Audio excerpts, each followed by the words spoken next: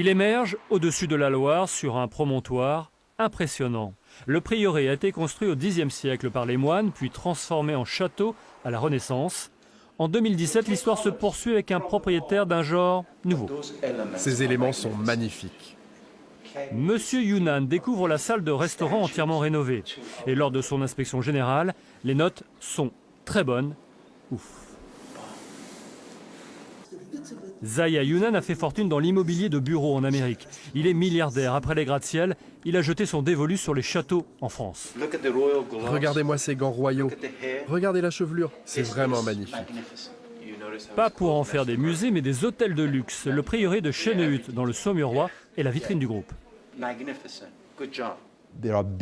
Il y a des milliards de gens dans le monde qui parlent de la vallée de la Loire. Et des centaines de millions qui la visitent chaque année. Ils viennent et ils n'oublieront jamais la vallée de la Loire. C'est magnifique. Historiquement, on l'appelle la vallée des dieux, la vallée de la beauté, la vallée des fleurs. Et tout cela a eu un impact considérable sur le lancement de notre entreprise ici.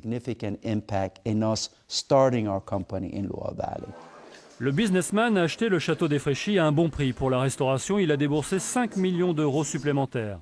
Et s'il fait travailler des entreprises locales, il surveille de près les opérations. La déco, c'est lui. En pierre, baroque, néogothique, tous les styles sont représentés.